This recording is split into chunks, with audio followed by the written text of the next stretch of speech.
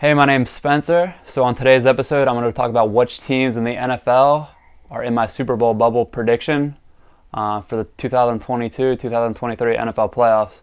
All right, so personally, I think there's only 6 teams in the NFL right now that legitimately have a chance to win the Super Bowl. Obviously, 14 teams make the playoffs, but in my humble opinion, I only think 3 teams in the AFC legitimately have a chance and 3 teams in the NFC legitimately have a chance to win it. So I'm going to start off with the AFC. So the team that I think should be the favorites to win the Super Bowl in the AFC is the Kansas City Chiefs. Why? Because they have Patrick Mahomes. He's the clear front runner for MVP. He's leading the league in passing yards, passing touchdowns. He's just been the best player in the NFL this year and has been the best NFL player since he's entered the league. He had lost Tyreek Hill, that is true, but he still has Travis Kelce, who's still playing at a Pro Bowl level at 33 years old. Their offseason acquisitions in the receiving game have also fit into the offense really well, in my opinion. The running game isn't great, but that's not how the Kansas City offense rolls. I mean, they do most of their damage through the passing game. Their defense isn't great. That's probably their biggest weakness. They do have a decent pass rush in Chris Jones and Frank Clark. Their defense, like I said, isn't great, but they get timely stops when they need it the most. They got some good ascending young linebackers in Nick Bolton and Willie Gay. Their secondary is pretty young, but they've proven that they can hang so far in the regular season, but they're unproven as far as playoff football. All right, so my second team in the Super Bowl bubble in the AFC, who I think have the second best chance of reaching the Super Bowl, is the Cincinnati Bengals. Why? Because, well, they represented the AFC in the Super Bowl last year. And not only that, but they're a much better football team than they were last year, in my opinion.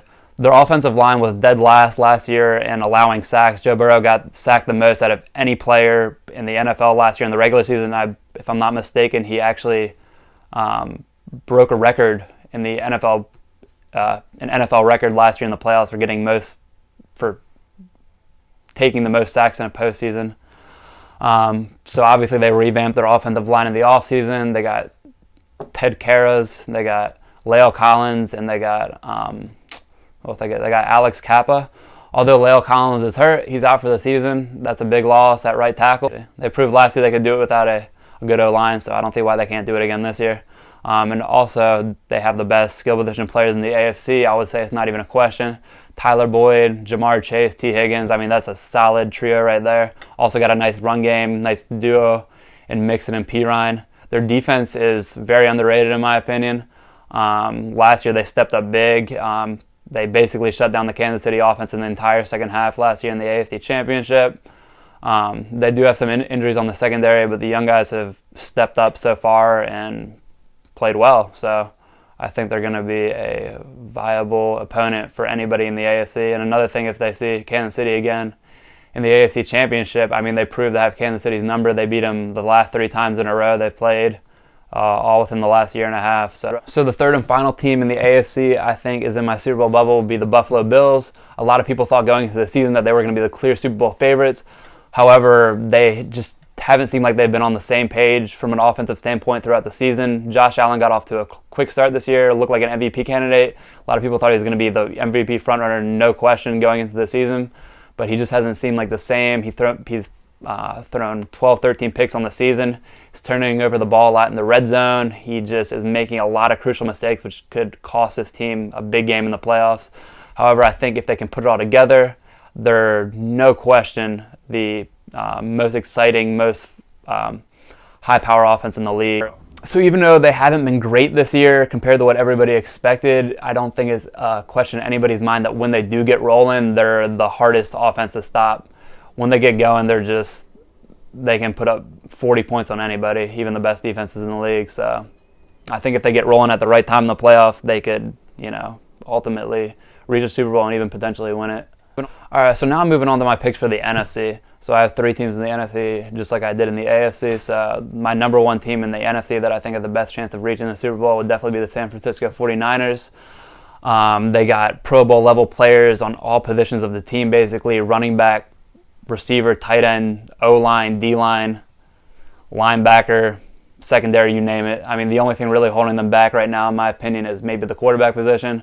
They're rolling with Brock Purdy right now, Mr. Irrelevant, last pick taken in the draft, in the 2022 draft. He's played well so far, but he's yet to prove that he can do it on the biggest stage when the lights are shining the brightest against some of the best to ever do it. Because, I mean, he beat Brady in the regular season. If he sees him again in the playoffs, it might be a different story. If he sees Rodgers in the playoffs, he just doesn't have the track record that these guys do. So he's been playing well, but I think that's the one thing holding the 49ers back. But despite all that, I still think they're my favorites in the NFC. Number 2, this might be a surprise to some people, but I'm actually going to say the Dallas Cowboys. They're 12-4 right now. They still have a chance to get the 1 seed in the NFC. So since Dak's come back from his injury, he's led the league in turnovers, actually.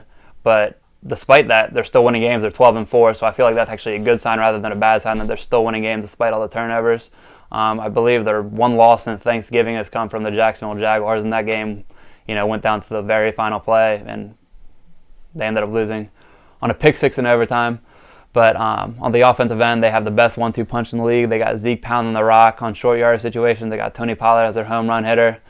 CeeDee Lamb's, proving that he could be a number 1 receiver, I feel like, in most people's eyes. A lot of people had questions about him going into the season, but he's proved that he's a top 10 receiver in the league right now.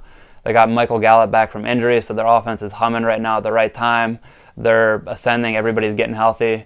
And obviously on the defensive end, you got Micah Parsons, who could potentially win Defensive Player of the Year, and they also have Trayvon Diggs, obviously, who had 12 interceptions last year. So, yeah. All right, so my third and final team that I believe has a chance to reach the Super Bowl in the NFC is going to be the Philadelphia Eagles. They're getting plagued with injuries right now at the wrong time because the postseason's coming up shortly. Jalen Hurts is still out. Might be out again this week, but wouldn't shock me if he misses this week and they just rest him for the playoffs.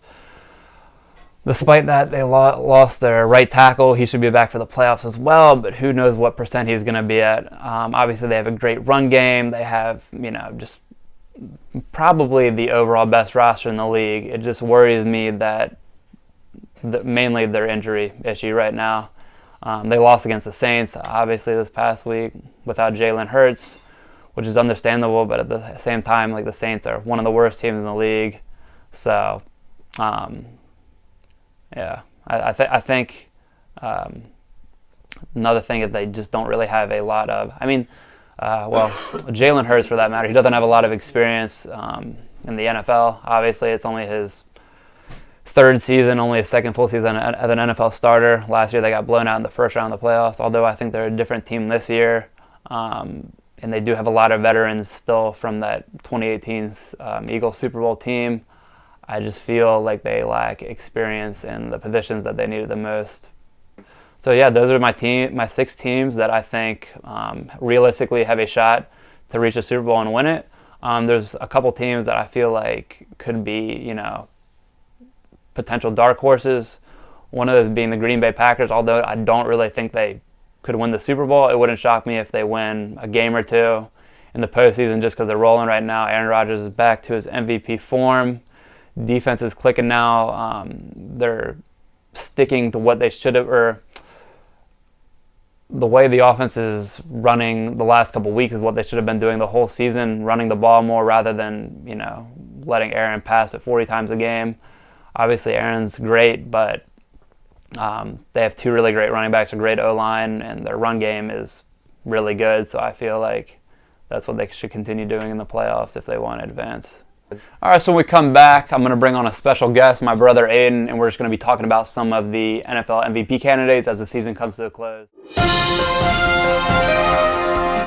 All right, we're back. So I'm here with my brother Aiden, and we're going to discuss who we think are our top 3 MVP candidates for the 2022 NFL season. So I'm going to start off. So my number 1 MVP candidate for the NFL season is Patrick Mahomes. I feel like it's pretty clear why he's number 1. He's on the best team in the league. They have the best record in the league. He's leading the league in passing yards. He's leading the league in passing touchdowns. I know some people would be like, oh, it's not all about numbers. It's all about numbers. But I feel like it is about numbers in terms of wins. And they have the most wins in the league. They're 13-3 right now with 1 game to go. They're the first seed in the AFC. He's really doing everything that you could ask for of him and more. He's doing it all without Tyreek Hill.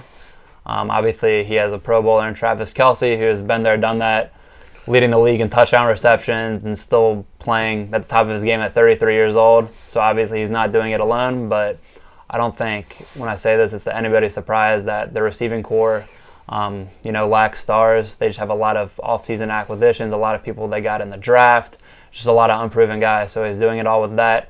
There's obviously teams with a lot more talent on the offensive end in terms of receiver, and he's finding a way to make it work, and it doesn't really look like they've lost a beat since last year. And actually his numbers are just as good, or this is his best season in terms of numbers, passing yards, touchdowns, since his 2018 NFL season, which is also when he won his first MVP. So the person I think is second on my list on the MVP ladder right now, I would say, is Joe Burrow. His team started 0-2. Now they're 11-4, and they're still in contention for the 1 seed. He had huge wins over Mahomes. He's beat Brady. He's playing Josh Allen tonight. If he dethrones all three of those, great quarterbacks, I mean, he definitely has the case, especially if he somehow gets to the first or second seed in the AFC. That would be huge. Obviously, he has great talent around him, but I think to rebound like he did after his horrific week 1 where he threw 3 interceptions and just playing like the way he is now, he should definitely be taken into consideration. Mm-hmm. All right, so I would say Jalen Hurts is the MVP frontrunner.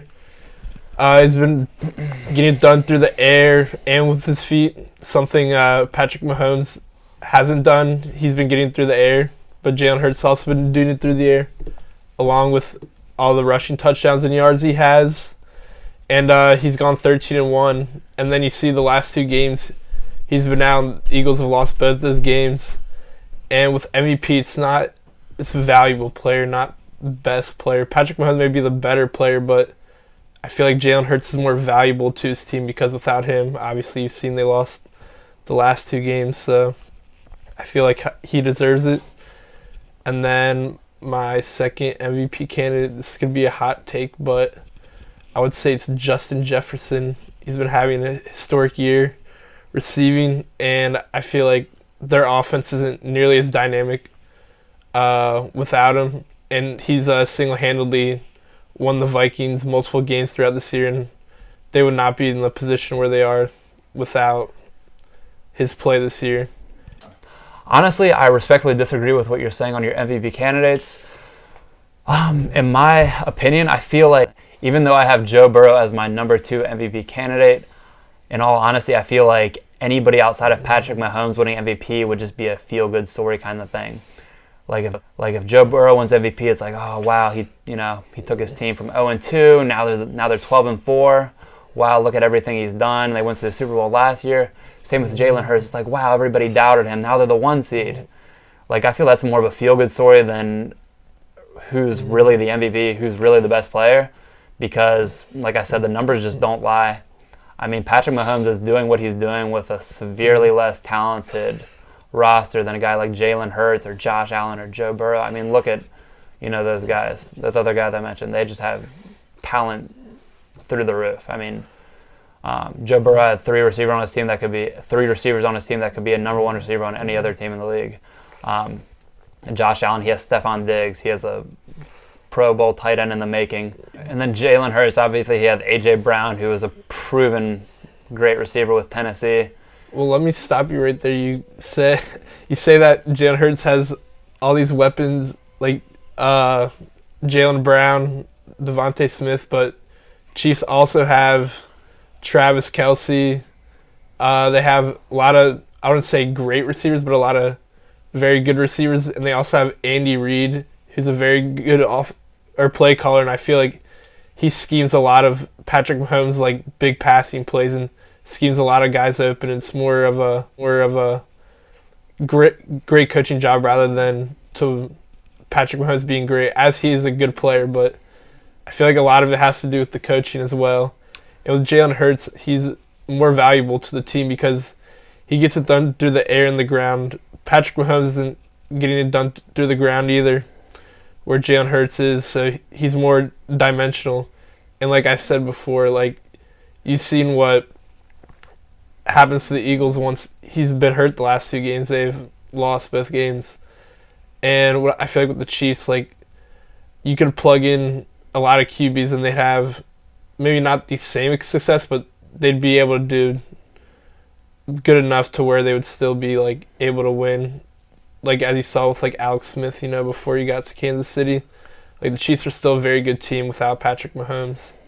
So that's why I feel like Jalen Hurts is more valuable to his team over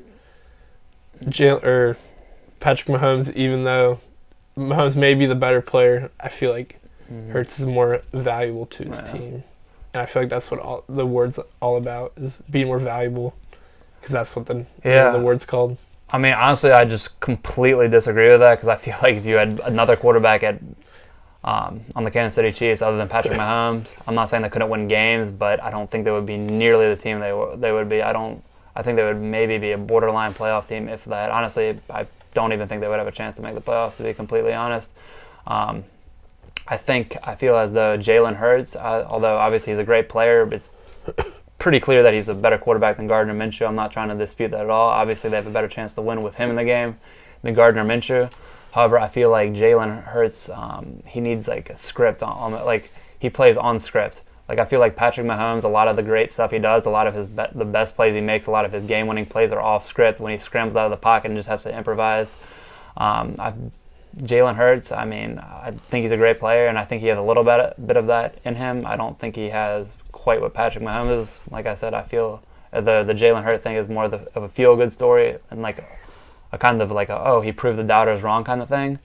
But I just feel like Patrick Mahomes, and although they did have success with Alex Smith, it's clearly night and day difference between the two quarterbacks. I mean, Patrick Mahomes, he's done things that no other quarterback has accomplished at such a young age. I mean, he's only 27 years old. I mean, in his first full season starting, he won MVP, threw 50 touchdowns. I mean, that's unheard of, and he hasn't really missed a beat since then.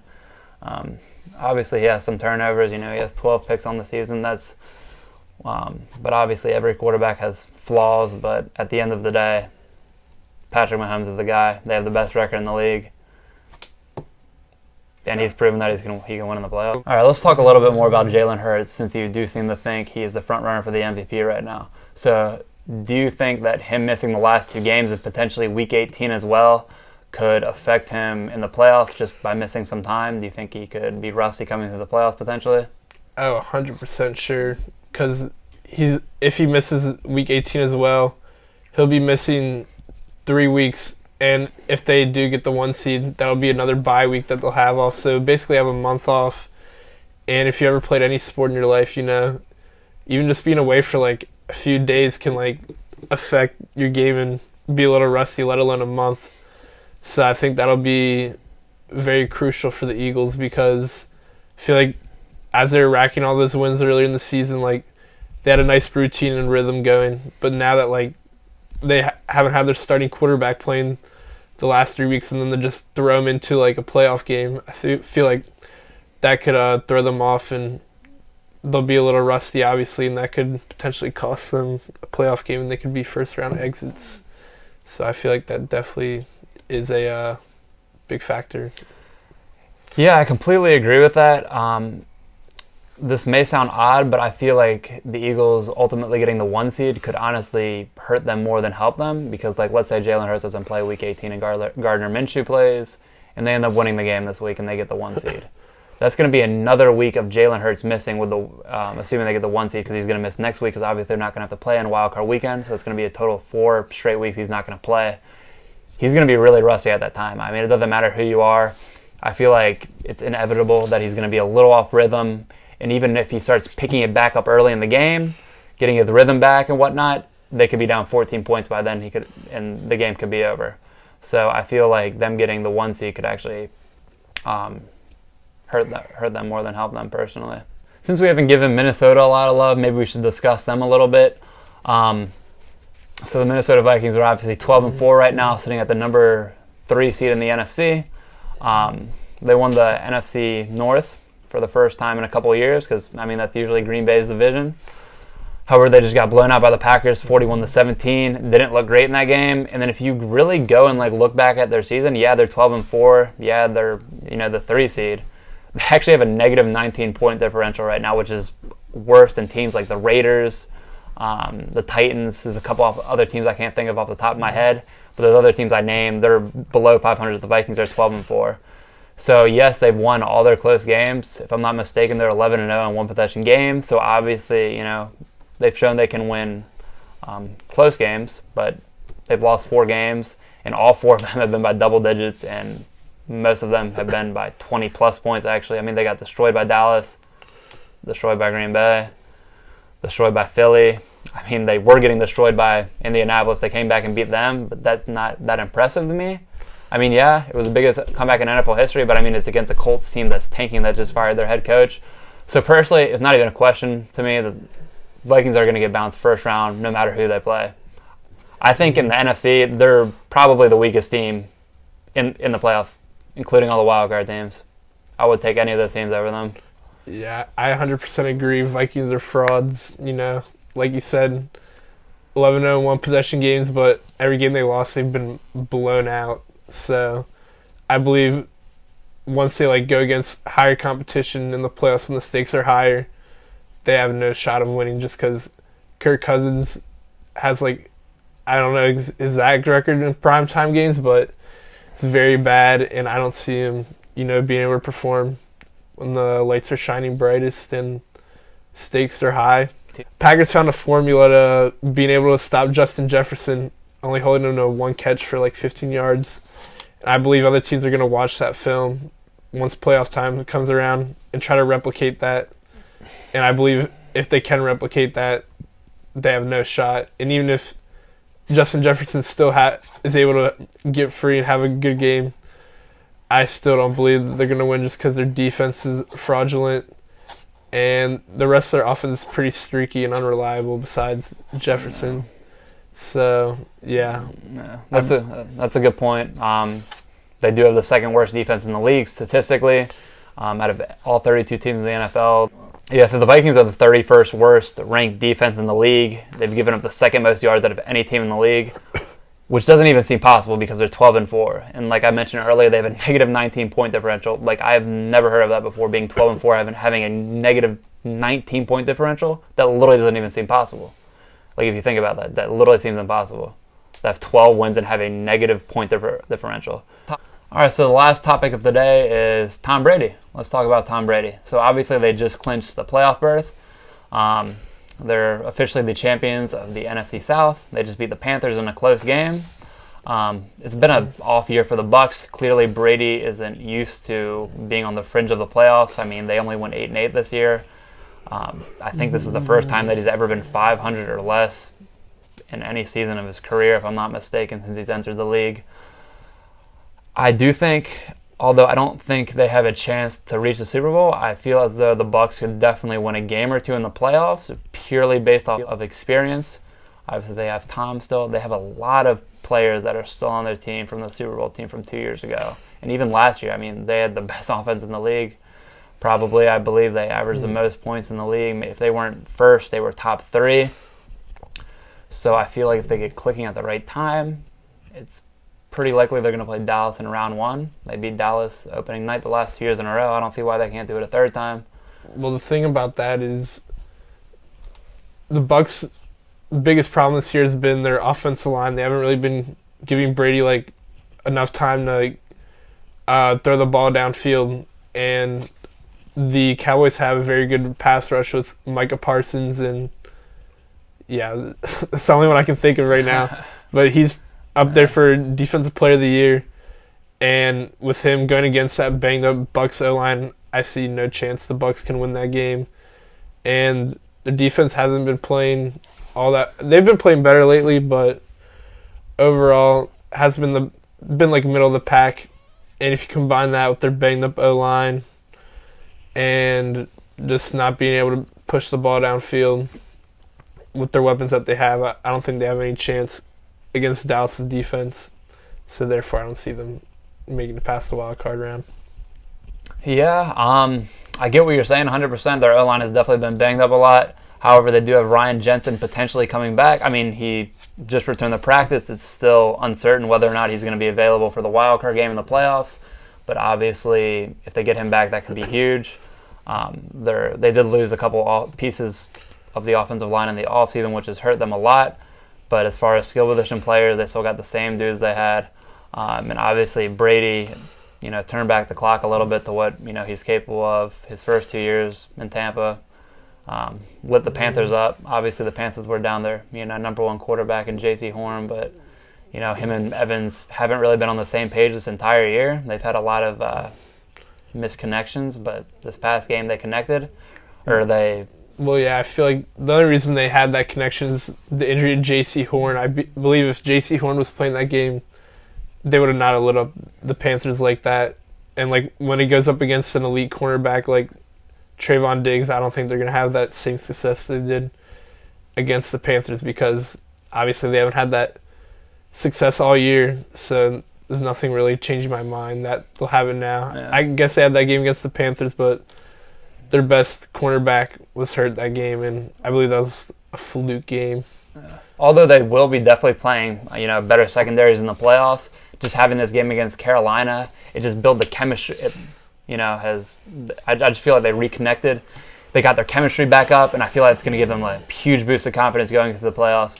Because if you think about it, obviously in the NFL, it's not about winning games early in the season. It's about winning games later in the season, postseason.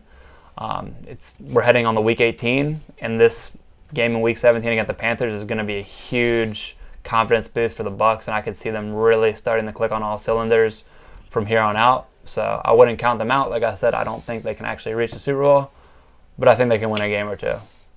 Yeah. Yeah, I can definitely see them winning a game or two just because of Brady, and, you should never bet against Brady, as we've seen throughout his career, but I just feel like they have too many challenges to overcome where they can win a playoff game. Not saying it's impossible, but if they do end up going against Dallas, which is most likely, I think that defense will just be too much for them to handle. So last question of the day.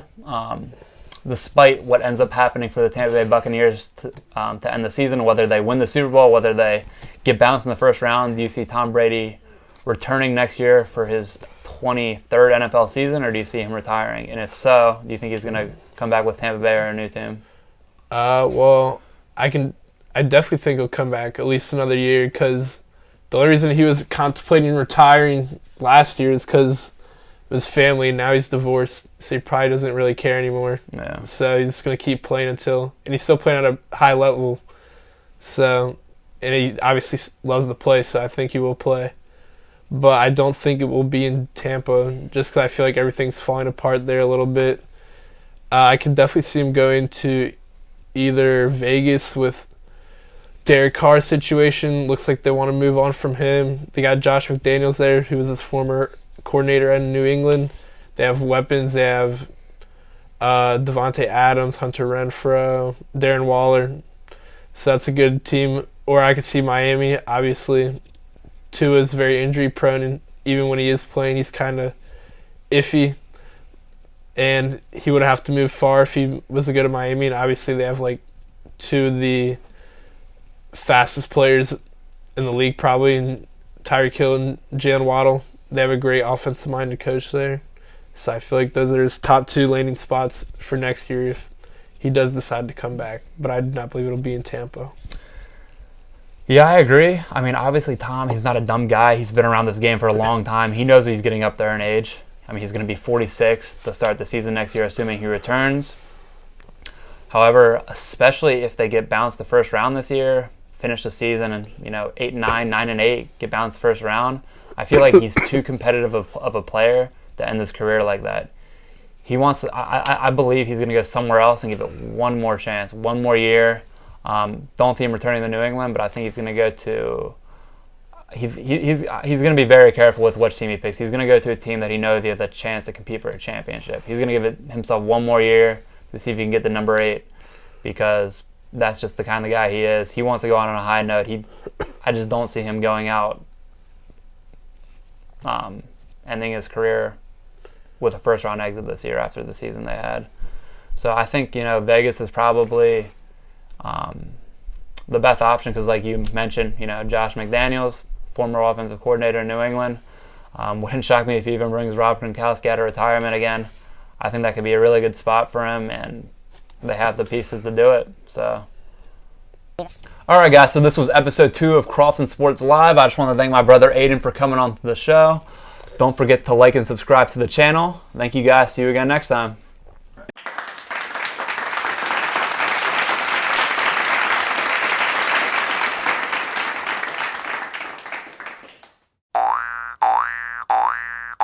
Looking back at the camera and saying, see you next time or something. So, and whenever you're ready, and go. Alright, so that's the end of the episode today.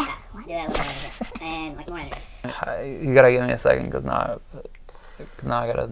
As long as you thank him and mention Crofton Sports Live and see you Why next time. Crofton Sports Live? All right, then what do you want to call it? Well, I don't. I wanted to say something. Okay. Are you posting this on YouTube? Yeah, I was gonna say. All right. Fuck. I just need a second. Alright, fuck. I just need a second. Like, just let me do it on my own, because I mean, just let me think for a second. Put in your I have an idea, because assuming this is gonna be like this is just obviously practice, but assuming that it does, I'll be like, hey guys, thanks for listening to Crofton Sports, or fuck, no, Sports Live, hit the subscribe button. I can be like, just like, don't forget to like and subscribe to my channel. But mention Crofton Sports. You can say like and you know what I mean. Just here's the thing. You can say what you want. All I'm saying, you at least have to thank the guest. You have to mention the name of the show and say I'm something. going way too deep about this. As long as you mention him on the show, you can sign off however you want. As long as you do it with energy, you can add in little bits and pieces here and there. You gotta thank him. You gotta mention the show. And Can I just like, I'm just gonna do it the way I want, and then. But you're not gonna thank him. No, I will, but You're not gonna mention no, the I show. will, but I'm just That's gonna do it all in my I own. said. Okay. Do whatever the hell you want to do. Okay, alright, that's fine. But do it with energy. Alright, guys, so this was the. Just. All right, so that's the end of the episode. Just want to thank my brother Aiden for coming on the show, talking football with me. Thank you guys for. Wait, what do you want me to say about Crofton? Just say. What do you want me to say about Crofton? Just say. This is. Fuck.